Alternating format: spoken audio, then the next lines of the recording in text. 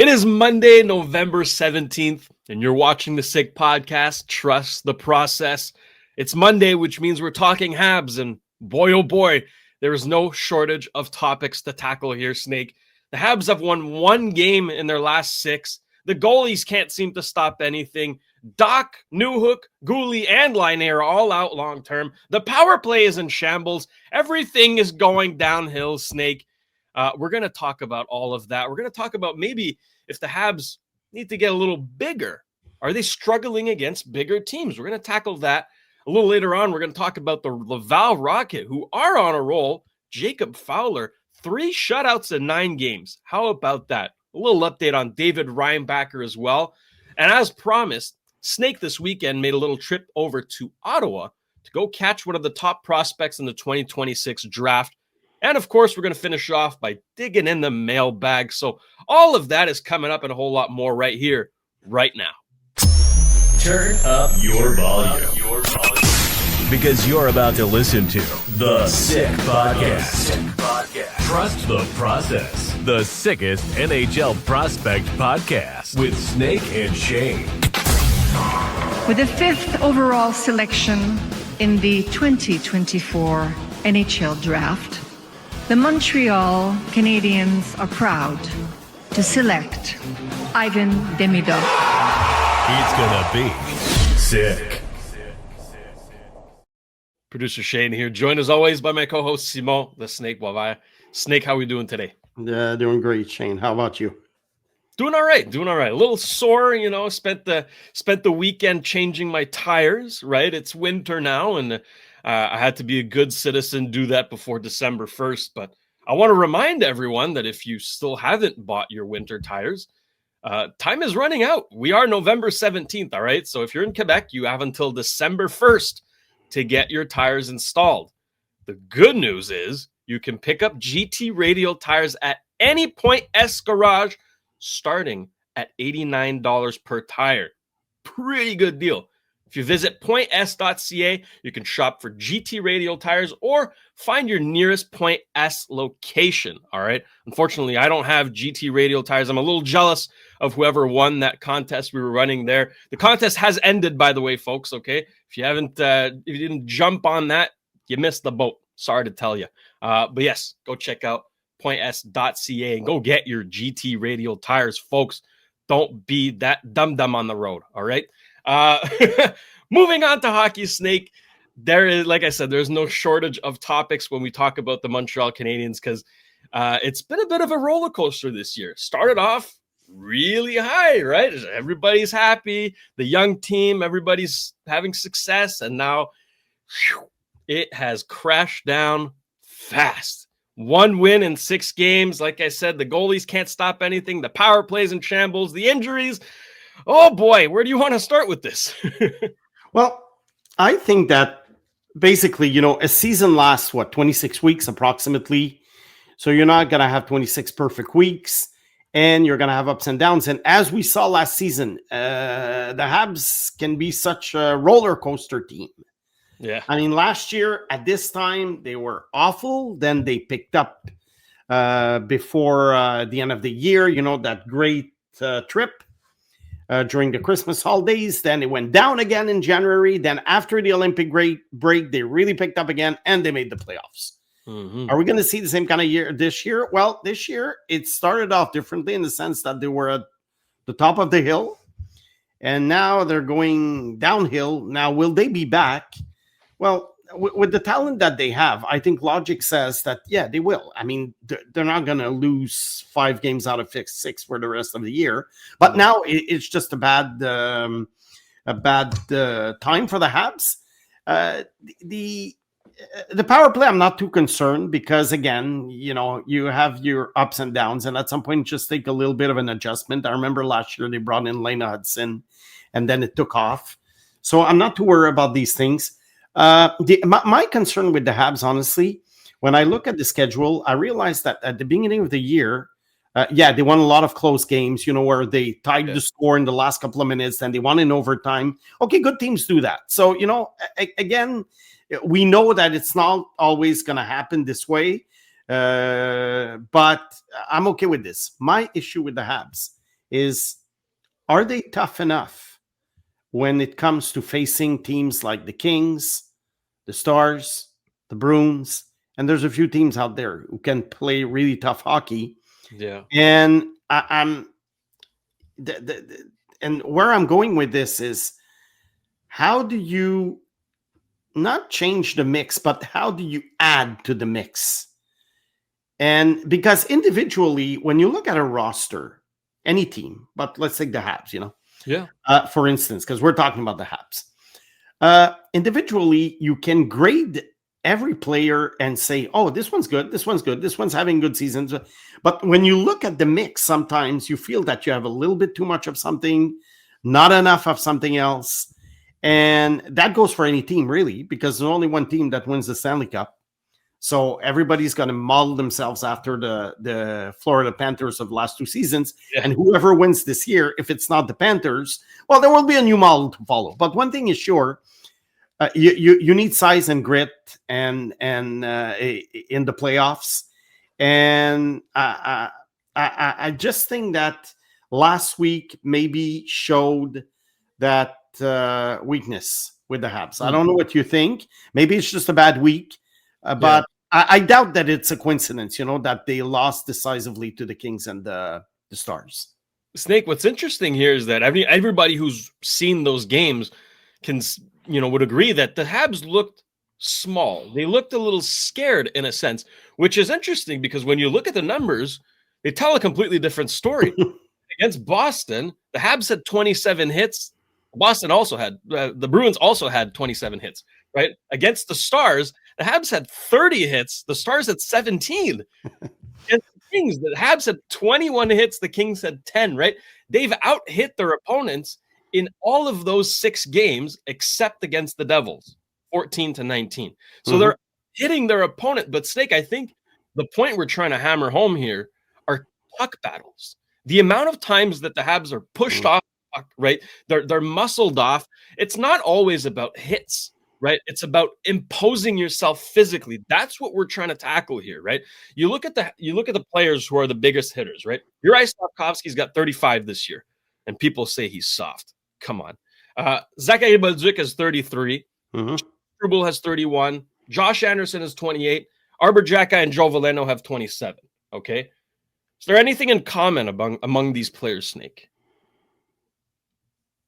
Well, they're big. Fairly large. Like they're fairly large guys, right? They're imposing themselves physically. Now, Habs have Cole Caulfield, who's 5'8", Lane Hudson, who's 5'10", right? We're not expecting these guys to be out there hitting. But I think there's somewhere in the middle, there's too many of those that are just there. I don't know how else to say it. They're just there. Yeah, I see what you mean.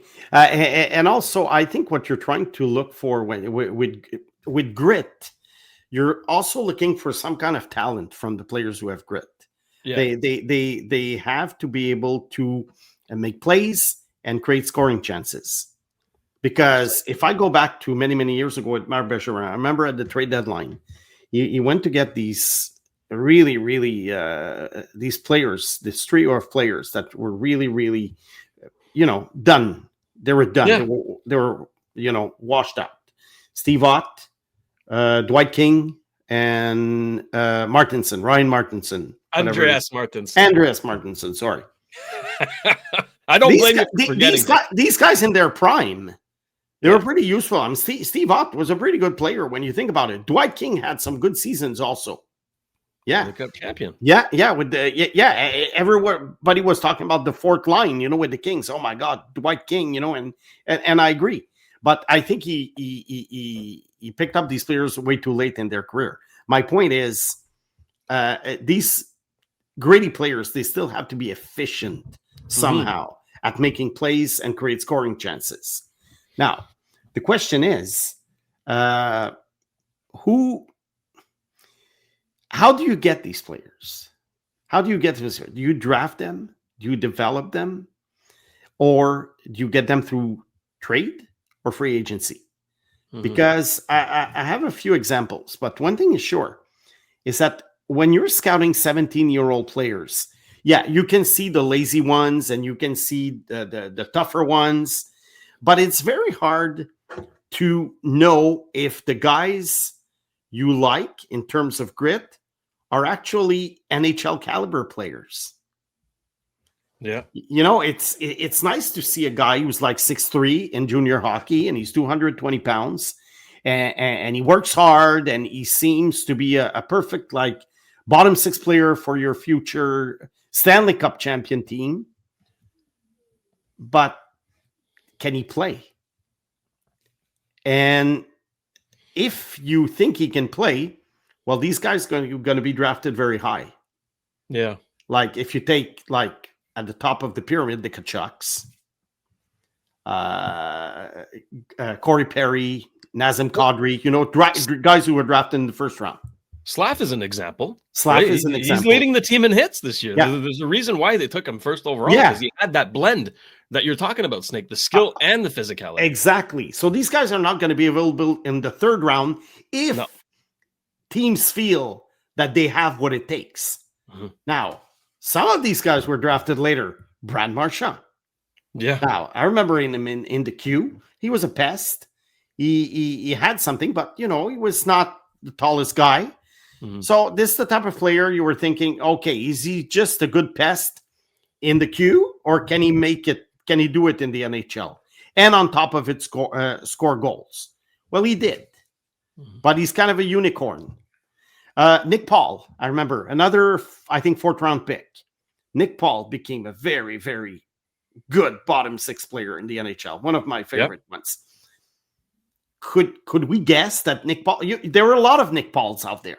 That's it. But one guy rises above the rest, and that's why he's a fourth-round pick, because he's no sure thing. I mean, no player is a sure thing, but you know what I mean. And now you get the Ryan O'Reilly, second-round pick. He played at 18. Who would have thought that Ryan O'Reilly would play at 18 and that he would be more productive offensively than he was in junior hockey? Yeah. So this is a tough one. Okay, you have Tom Wilson, number 16th overall. I think today he would be a top 3 pick. Yeah.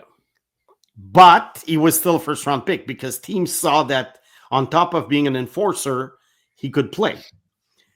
Sam Bennett was drafted 4th overall. That's an interesting one because Sam Bennett, does have skills, but he never showed it in the regular season, really.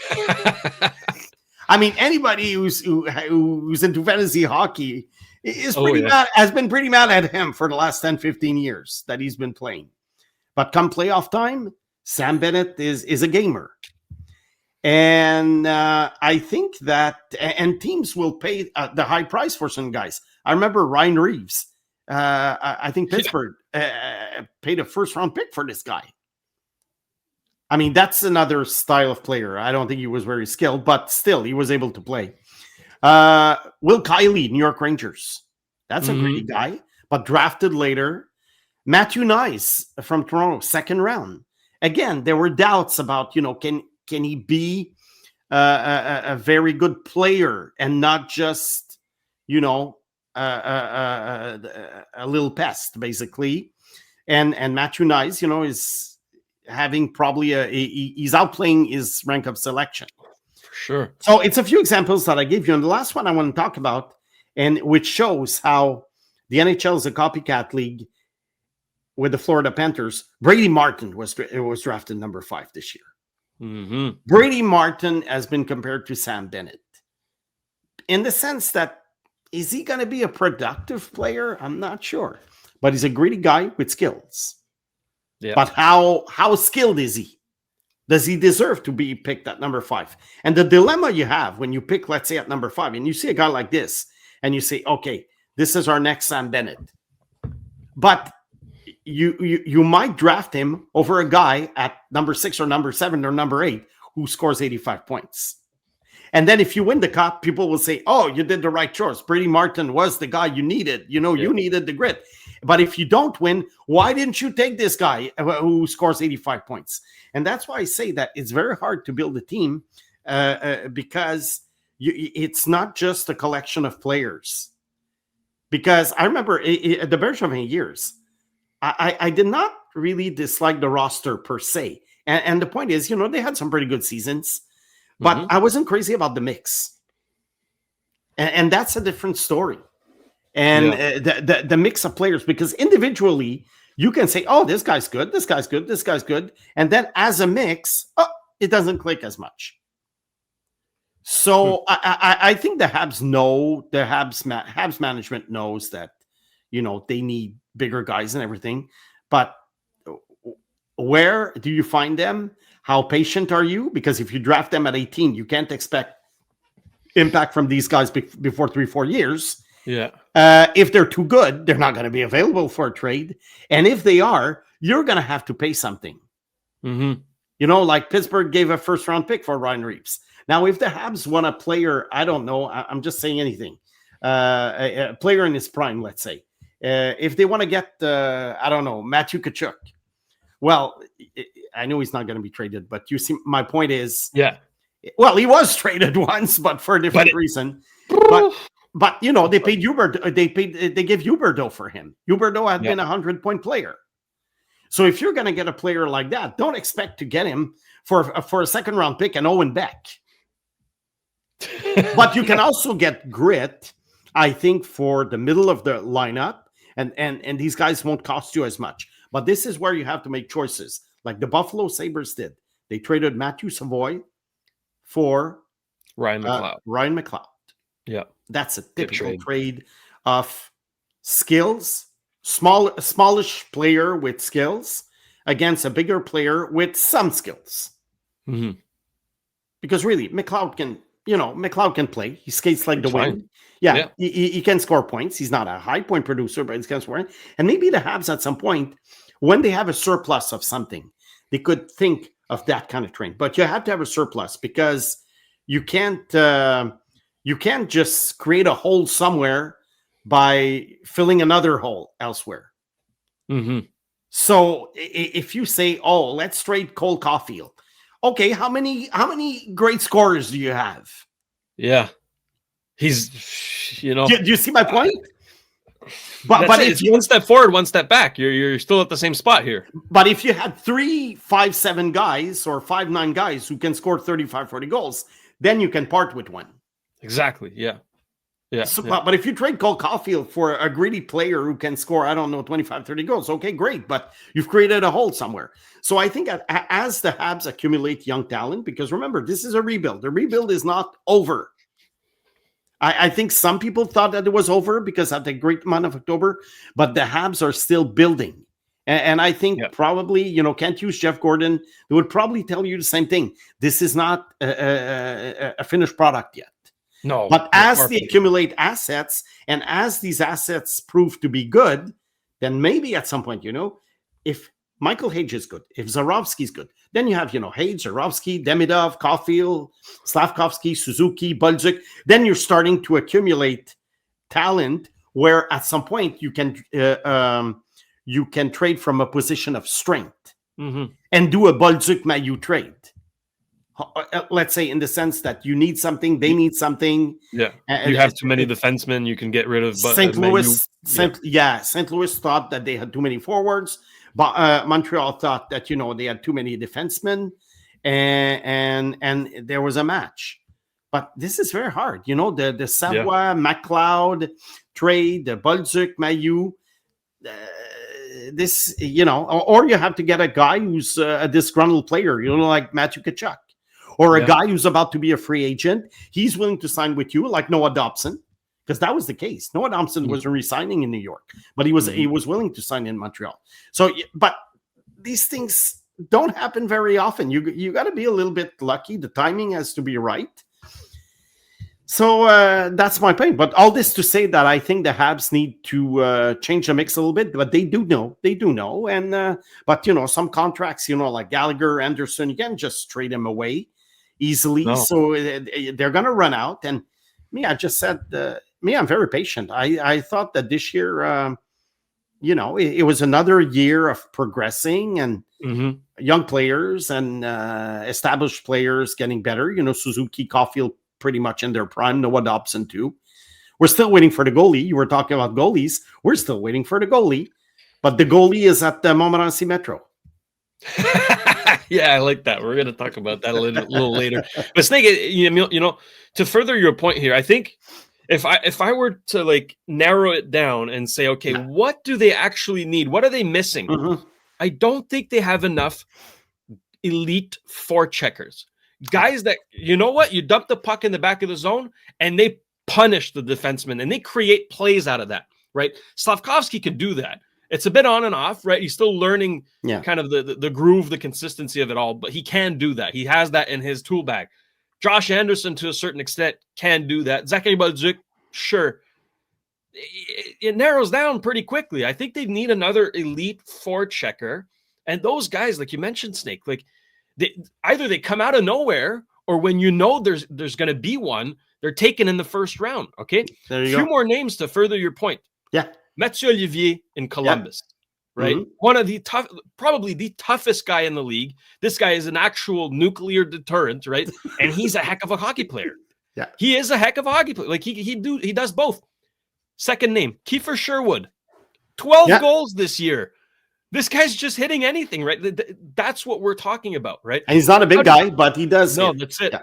But how did Vancouver get him, right? They got him from Nashville when he was worth next to nothing. He wasn't doing anything in Nashville. Vancouver's like, yeah, let's take a chance on him.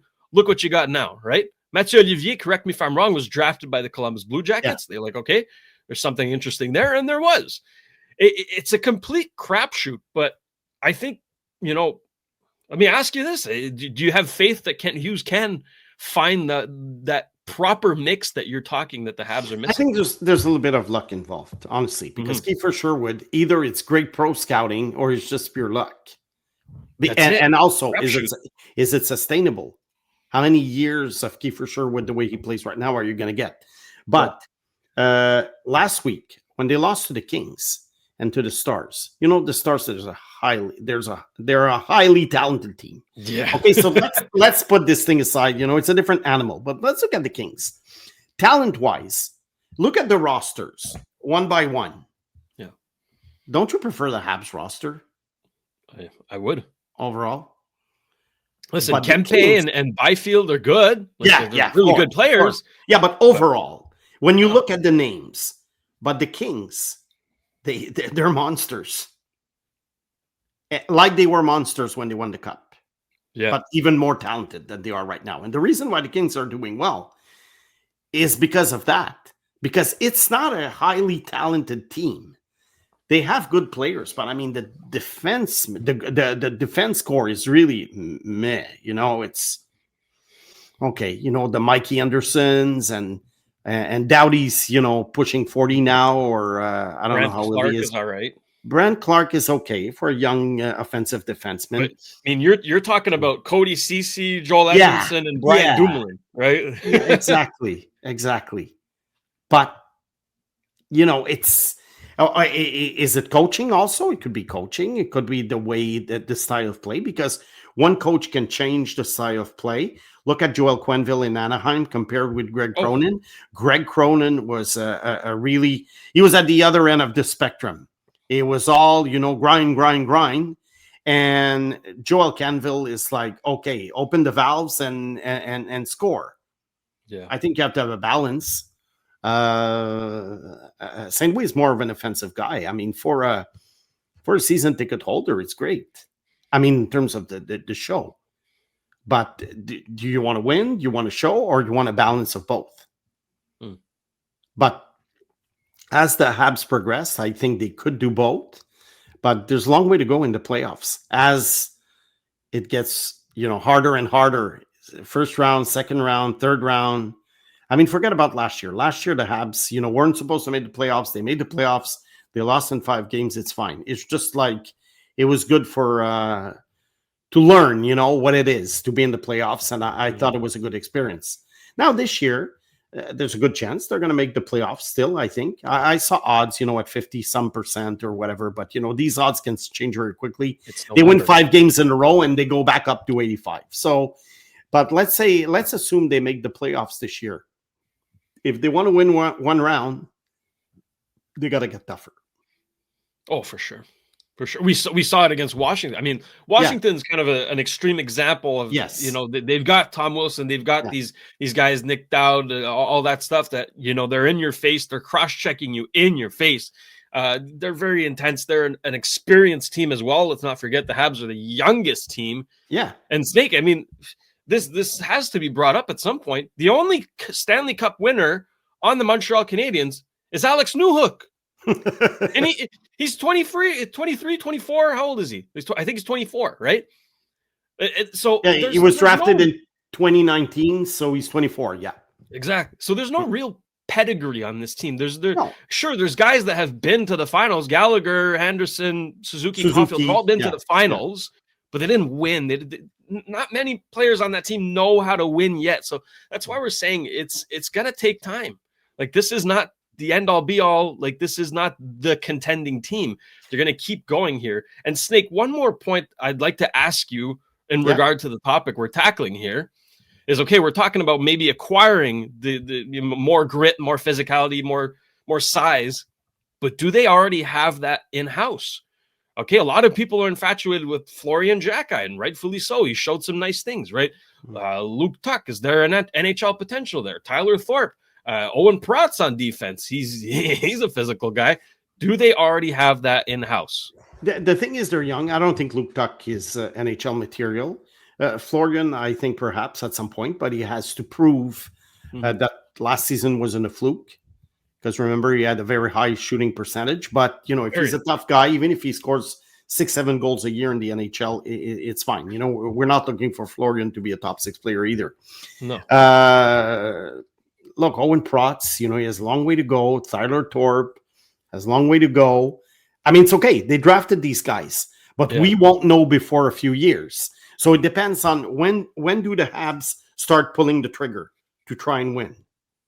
And one thing also that could be, you have to be careful with this. Now they lost 5 games out of 6. They lost 3 games in a row, and everybody's going nuts. And then even some of our listeners might think that we're being too negative because it's a long season. I said it at the beginning. The idea is not to be negative, it's to see long term. Because don't forget, once the Habs start playing teams there's a lot of teams that the Habs can beat quite easily in the NHL, I think. Yeah. And once the schedule gets more favorable to them and they win 4 or 5 in a row, then everything we said this week will be forgotten. But it shouldn't be. It shouldn't be, because weeks like this one are going to happen again. But you're going to have long stretches, probably where the Habs are going to do well. And fans will be like, okay, we're back on track now. Well, yes and no. Because they got a taste of playoff hockey, right? Take the Dallas Stars, for example. Like, that is a playoff team, right? And they gave it to you. Like 7-0 at home. They gave it to you. So that's what we're talking about. It's like, it's taking the good with the bad and kind of taking a step back and looking at the season as a whole. All right, sure, they won a lot of games, having a good season. Yeah, overall, they're having a good season. Yeah, they're 10-6 at the time we speak. Yeah, exactly. But we're identifying points of concern for later down the road when they get to the playoffs, right? So that what we saw last year doesn't repeat again. They need to win a round at some point. They need to start winning. They need to learn how to win. Like I said, they don't have a ton of pedigree. Now, you can always acquire pedigree. You can trade for a guy like. I don't have any names in mind, but you can trade for guys that have won the cup and can kind of bolster that. Ryan O'Reilly, let's say. Conn Smythe winner, exactly. He's old, but that's an example. Yeah. But that's what we're doing here. We're identifying those areas that potentially need improvement. Because the goal is to win the cup, Shane. Of course. Who cares about winning the regular season? You want the big trophy at the end. Yeah, but look, I can understand, fans your age haven't been really spoiled by the Habs in the last, in all your fandom years, let's call it. Nope. You haven't been really spoiled. But what it creates also when I talk to younger people, let's say under the age of 40, I've noticed that they're not too demanding. I mean, if the Habs win one round, they're all happy. Okay, I get it. I'm fine with that. I understand because I'm from a different generation because, there were less teams, the Habs were dominant. And I know it's like talking about, the Green Bay Packers of the 1960s or the New York Yankees of the 1920s. You can't dwell on the past. But the point is, if you're a fan of a team, you want the Super Bowl, you want the Stanley Cup, you want the World Series. So that's why we're doing a show like this. It's to try and analyze how do the Habs get there. That's why it's called Trust the Process. The process is not just to make the playoffs and fans are happy for a week and they go to the sports bar and they have fun for a week. Okay, that's cool. But you want to take this into June. No? Uh-huh. That's the goal. Of course, it has to be, right? That's why I mention all the time, like when you draft to win the cup. You don't draft the guy that's going to get you this many points, but then he's going to disappear in the playoffs. Like it's very important. You draft for the playoffs. But you got to get to the playoffs also. You got to get there. Yeah, I don't know what coach said. There are some players who take you to the playoffs, and there are some players who make you win in the playoffs. Mm-hmm. I think you kind of need both, but you mostly need a blend. You need guys who are going to make you win. Once you get there, half the teams get there, then I think the Florida Panthers have shown it in the last couple of years. Who knows what's going to happen this year with the injuries? Mm-hmm. But still, they're not a bad team either this year. No, that's it. It's a weird season. It's very, very tight in the Atlantic Division. Who knows who's going to win? Mm-hmm. It's crapshoot. The Toronto Maple Leafs are second to last. They're second to last. Yeah, but remember my hot take. I don't see them in the playoffs. I don't see Buffalo either, but any other team. Even Boston. I'm not crazy about Boston, but Boston is Boston. Yeah. Every year they surprise us because we look at the roster and we're thinking, and we look at the prospects and we're thinking, okay, the Bruins, they're going to be in the running for this Landon Dupont and Gavin McKenna and Alexis Joseph, but they're not really. We'll see. We'll see what happens, but it's so far it's been an up and down season, but it's fun. Crazy. Well, Snake, moving on now, staying on topic, sort of, the goaltending. Yeah. Sam Montembeault has, listen, we're going to say it. He has not had a good season. He'll probably tell you himself, right? It's been underwhelming, especially considering how good he was last year, right? You can kind of compare and contrast, disappointing, right? And Jakub Dobeš was off to a tear, and now he also can't seem to stop anything. So it's, there's a little bit of a concern. Now, however, you go down to the Laval Rocket, and you got a guy named Jacob Fowler, who's got 3 shutouts in 9 games. He has been fantastic, Snake. Yeah, I saw the game. Yeah, I saw the game yesterday against Providence. It's a tough road game in Providence, and the Rocket played very, very well, especially Fowler. He got the first star. I think he had 25 or 26 saves, but some of them were pretty tough saves. I think the thing with goalies is it's about consistency, because very often we hear, goalies are voodoo. Well, a lot of them are, because it's hard to predict the career. It's hard to predict how a goalie will behave in a given season or even the playoffs of a given year. But some of them are more consistent than others. No goalie is perfect. They're going to have a bad game here and there.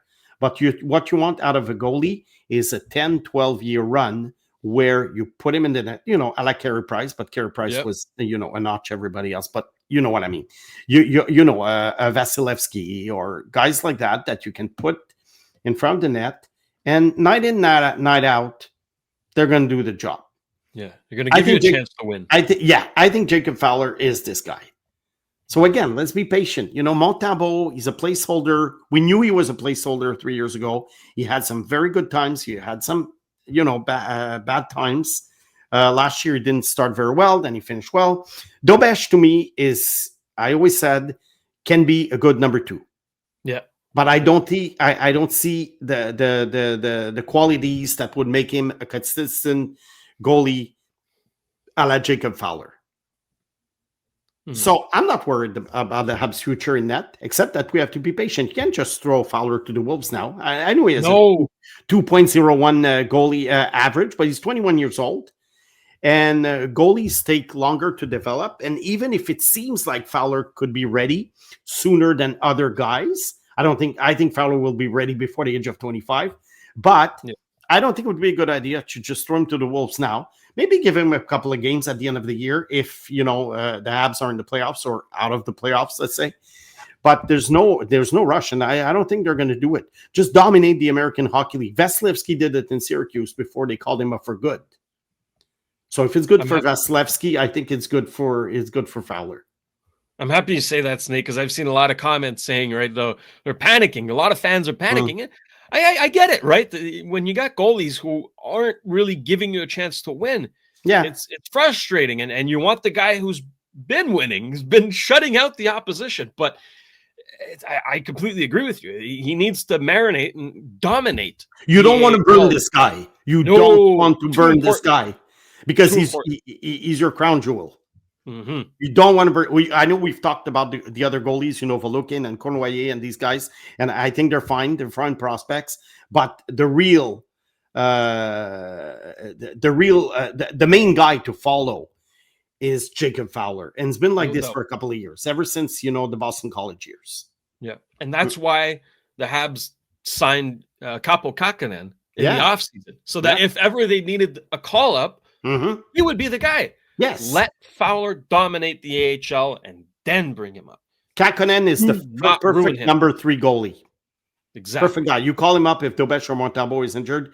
He can't do worse than them. He's had some good moments in the NHL. There's also a reason why he's not in the NHL, but I think he could be a good number 3. I think it was a very good signing, just in case, and also a very good backup for Fowler. That's it. Veteran. So, I think they're handling the goalie situation very well. But again, be patient, guys. Be patient. I know it's hard, when you've been following a team for years and years and years and they don't do well, but it's worth it. I think it's worth it. It will be. Yeah. In the end, it will be. Trust the process. Yeah, exactly. That's why we named the show. Yeah. You got to trust the process. Snake, let's talk a little bit about size now. Because let's say that the Habs could use 6'4" David Reinbacher on the blue line. And I'm sure a lot of fans are curious to know how he's been doing since his return in Laval. The points haven't really been coming. No. But it's not really the main part of his game. That's not really what we're looking at. What have you seen from him in the last few games? Is he impressing you? Well, what I always liked about him is his presence on the ice. He looks even better than he actually is, honestly. I don't know if it's his pads or his equipment. I don't know what it is, but you can't miss number 64 on the ice. He's big. He's big. Yeah. And I think now it's been like, 3 weeks since he came back.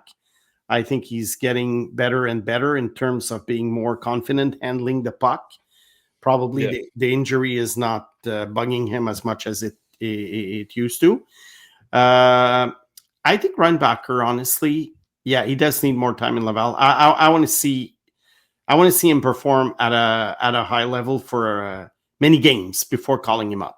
But one thing I've noticed about Reinbacher is that he's the kind of player who I think is probably going to be better in the NHL than he is in the AHL. And I know it's hard to explain, but sometimes you see a guy and you're thinking, okay, he's thinking the game faster than some of his teammates, but in the NHL, his teammates will think the game as fast as he is. And I see sometimes there are plays that he's trying to make, but you can see that the guys are not necessarily well positioned on the ice because, they're AHLers. They're not NHLers. So is he going to make tons of points in the NHL? I don't think so.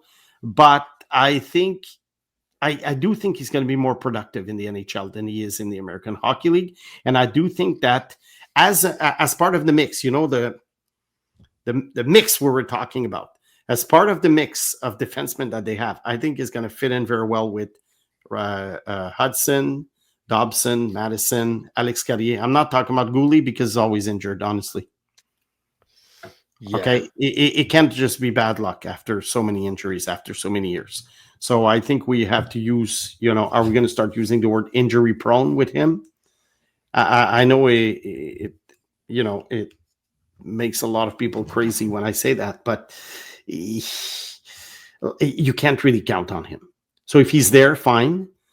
but you can't really count it. You can't pencil him down for 82 games and playoffs for years and years and years. Not Nick Suzuki. He's not Cole Caulfield. And he's not Mike Madison or Dobson. So this is a guy that when you have him, you hope for the best. And we'll see. We'll see what happens with this guy. But Reinbacher, I would give him at least another minimum another month and a half, another 6-7 weeks in Laval before I could think of calling him up. It also depends on how the Habs play, injuries, stuff like that. But he's really on the way up. I find him much better this weekend than I thought the first weekend that he came back. That's good. He needs to show progression, right? He needs to show that he is moving forward and becoming the player that he was drafted to be. And like you say, Snake, if he's playing on the right side of Lane Hudson, I mean, that's a significant step up from the AHL. And no disrespect to any of the defensemen in the Laval Rocket, but none of them are Lane Hudson. So, a lot of Habs fans, I'm sure, hoping that he does become that partner, that complement for Lane Hudson, because really that's what we see for him. That's what he's kind of built for. And if he is, that's a game changer right there. So, yeah, let's hope for the best. And hey, so far, so good. Yeah. Snake, before we move on, I think it's perfect time to give a big thank you to our partners who make this show possible. And I want to give a big thank you, of course, to our friends over at Cheapest T-Shirts. It's simple, folks. If you're looking for the cheapest prices on wholesale apparel in Canada, you will find them at cheapesttshirts.ca. They are proudly Canadian and trusted by thousands of customers from coast to coast. They deliver unbeatable value every day. Now, you'll always get the cheapest prices plus same-day shipping and even next-day delivery, so your order arrives fast. Cheapesttshirts.ca is the go-to source for teams, businesses, events, apparel printing companies, and resellers. And it's also perfect for just individual shoppers who want the best deals on everyday apparel. Plus, enjoy free shipping on larger orders and a simple, easy-to-use website that makes online ordering a breeze. Get the cheapest deals today at cheapesttshirts.ca. And, of course, don't select a bust with Betway and get a deposit matchup bonus up to $300 on your first deposit. Scan the QR code on the screen or click on the link in the details section to create an account and redeem your welcome offer. The offer is only available for new customers. Terms and conditions apply. The offer is only available in Ontario. Is not available in Ontario, sorry. And you must be 18 years or older. Please play responsibly.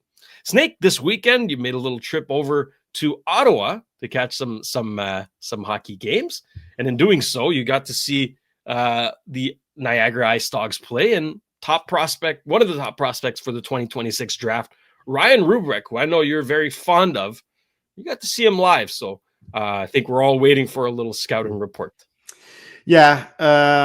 I took advantage of the fact that I went to see two Gatineau Olympics games on Thursday and Friday, and then I saw the schedule, and cool. Niagara's playing Ottawa. There's a few guys I was interested in on both sides, but I mainly focused on Ryan Rubrick, a guy who scored 40-some goals last year at the age of 17. He's a late birthday, so it's an 18-year-old season. So you expect a dominant season from a guy who's been around for a couple of years, who's draft eligible. And early in the season, I was watching him on video, and I didn't see. I saw a lack of effort on his part, and I was a little bit concerned because this is something that players who don't show. Who suffer, let's call it, from a lack of effort, usually when they get to the NHL, they get eaten alive because the NHL is faster and tougher and tougher. And the guy is big. He's like 6'4". So you're thinking, okay, he should be a great power forward. So on Saturday, I focused on him, and I saw the exact same player I saw on video this year. And I only saw one good play from this guy the entire game. The rest of the time, he was invisible. I focused on number 25. I'm looking at number 25, and I'm saying, do something, do something, do something. He wasn't doing anything. He was a spectator. And like I say, you might say it's only one game, but it's just the continuation of what I've seen so far this year. And I think this guy he's going to go from possible top 5 pick to probably middle of the first round pick. Ooh. I wouldn't be surprised if this guy went 15, 16th, or 17th overall. It's a big slip. Yeah, it's a big slip. He has all the tools, the size, the skating, the skills, the hands, but the lack of effort is really, really concerning.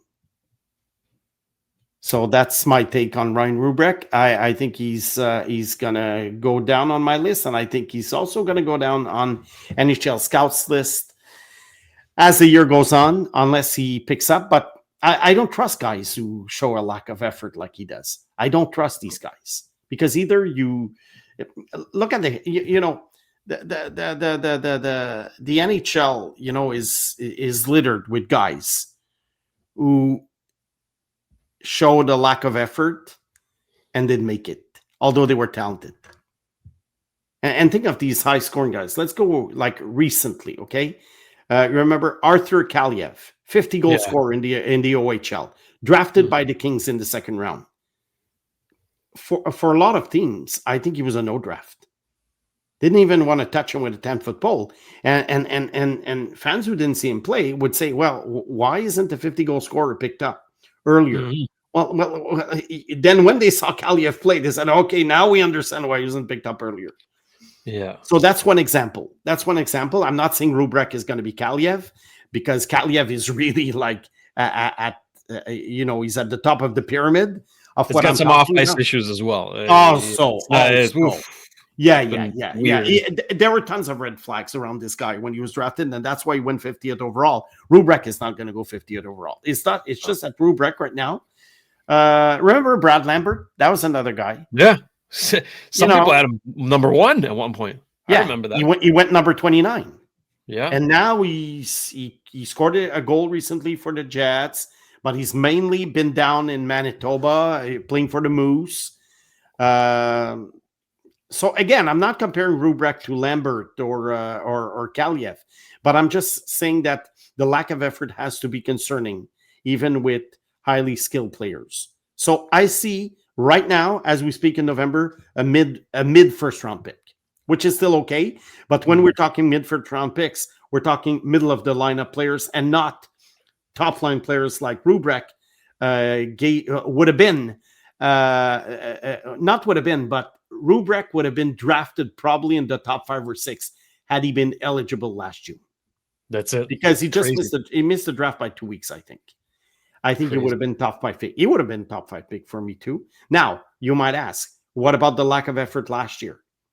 When a guy is an underager, draft -1 season or draft -2 season, you're always more lenient about certain things. We all fall into this trap of only looking at the good, but then during their draft year, we only look at the bad.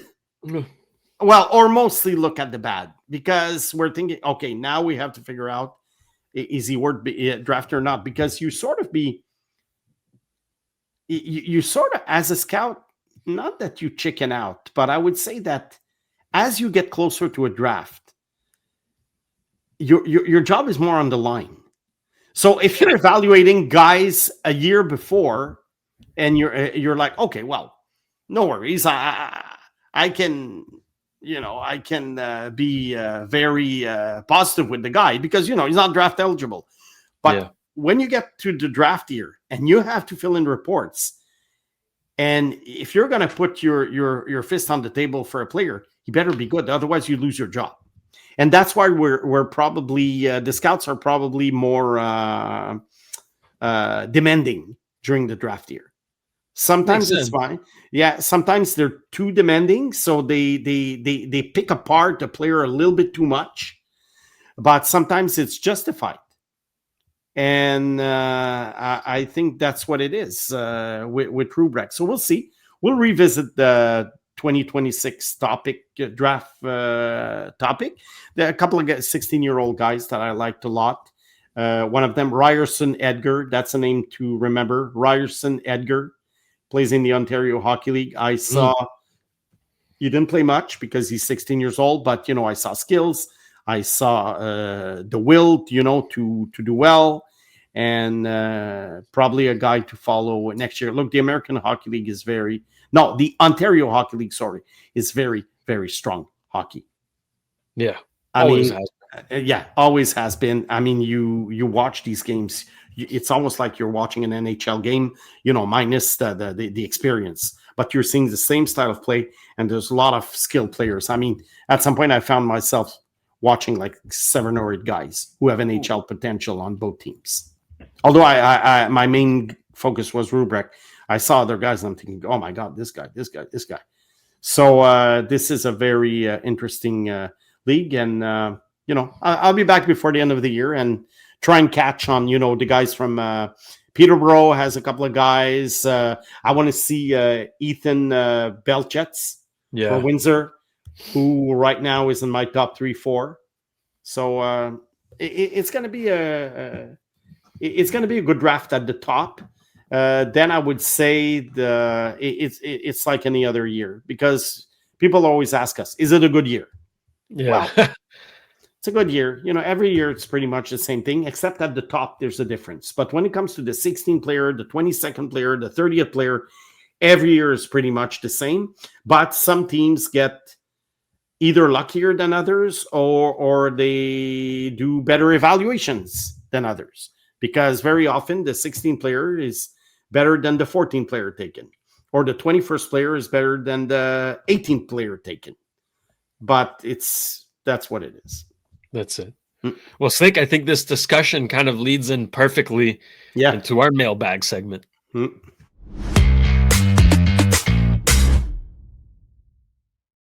Now, we're going to cheat a little on the mailbag today because there was no questions on the last show. Folks, what are you doing? Ask us questions. I understand the topic was a little controversial and there was a lot of debate happening, but we went back to our previous show and we picked up this question here. Coming from P.HH. It's asking, are you worried about Landon Dupont production this year? Last year, he was touted as the consensus first overall pick for the 2027 draft. And the next, Bobby Orr. I don't know who said that, but kind of need a smack in the back of the head. But so far this season at WHL, he has 0 goals and 6 points in 15 games. Now, let me correct. At the time of this recording, he's got 1 goal. 10 points in 17 games. So he's kind of stepped it up a little bit. But again, I do remember a lot of people saying, okay, this guy's the next one. And he got exceptional status, right? So that obviously that puts a kind of a spotlight on you. Has he been disappointing, Snake? Or I mean, there's still a whole other year before he gets drafted. There's a lot of way here, right? Yeah, I think it goes back to what we were saying about Ryan Rubrik. I think with Dupont, he's playing on a very strong team again this year, in Everett. Yeah. And there's also a defenseman named Taryn Smith, who's older than him, who gets more ice time and more opportunities. I would say that sometimes with defensemen, they can play well, but points doesn't come as easy at a certain time than the year before or the year after. It's a little bit random because you can create a play and the guys don't finish it. And sometimes you don't do much. You just touch the puck. Other guys do all the work, and then you get a point. Yeah. So I'm not too concerned about the point production. I know it's not as spectacular as last year. I think Dupont is still a top prospect. It's just that the gap, I would say, has narrowed. And Alexis Joseph for St. John has been doing very well as a 16-year-old. And I like Carter Meyer also on the U.S. National Team Development Program. That's another good one. He was drafted by the Quebec Ramparts last year, but he stayed in the States. So those are the top 3 guys right now. But things will change within a year and a half. Always do. Who was talking about Beckett Seneca a year and a half before the draft? And he went number 3. So I think with Dupont, I still like his game. The reason why he's being compared to Bobby Orr is because, look, let's be honest. There's less and less people on this earth who have seen Bobby Orr play at age 15.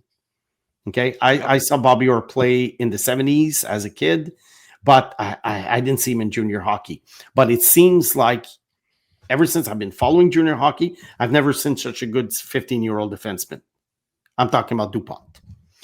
Now, a couple of months into the season, have I seen other 16-year-old defenseman as good as he is now? Yes. So that's why I say the gap is narrowed. He went from Wonder Boy to, wow, this guy is very good. Yeah. So expectations are very high. When a guy comes in at the age of 15, I mean, like Connor McDavid did and John Tavares and, all these exceptional guys who had exceptional status, we're expecting that the year after they're going to be even better. Look, I think Dupont is okay. I'm fine. I would like to see maybe more progress, but perhaps it was too much to ask. So let's say on a scale of 10, let's say he was at 5, and maybe we're expecting him to progress to 8 or 8.5. If he progresses to 6, well, that's great. Mm-hmm. And then at the age of 17, he goes up to 8. Well, that's great. But I think he was so good that we're expecting him to go from, skyrocket. And okay, if he had that kind of season at 15, he's going to have 100 points at 16. Yeah. And he's going to have 30 points at 17. Because look at Gavin McKenna. Gavin McKenna, really as a junior player, he came in at 15. He was always going up. Now he's kind of hit a wall in Penn State. But depending on what you mean by hitting a wall, he's still a top prospect. He's not just the generational guy that we thought he could be last year. Mm. And Dupont right now, look, he's 16. I'm not gonna make any prediction because his draft year is next year, and I think next year will be the year where he's going to be judged. I know it sucks because you think a guy like Tristan Luneau at 14 and 15 was playing midget AAA hockey here. He was like, a fantastic player. At 16. He goes to Gatineau, and we're thinking, okay, this is the top 5, top 10 pick in the draft. Draft year, he reached a plateau. He was okay, but not great. He was drafted in the second round. Then the year after, he played great. Yeah.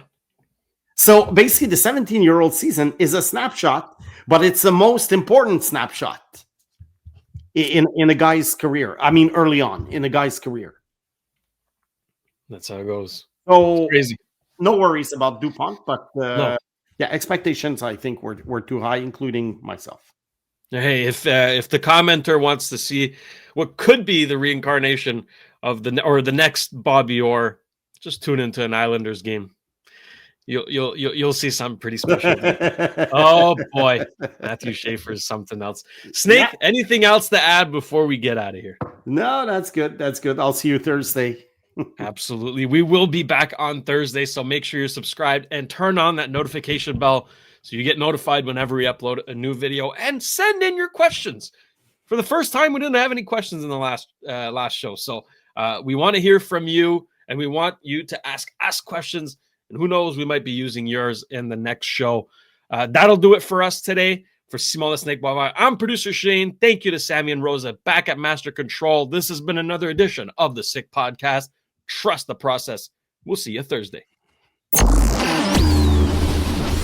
And that's a wrap. Hope you don't miss us too much until next time. Follow the Sick Podcast, Trust the Process on YouTube, Instagram, Facebook, Google Play, and Apple Podcasts.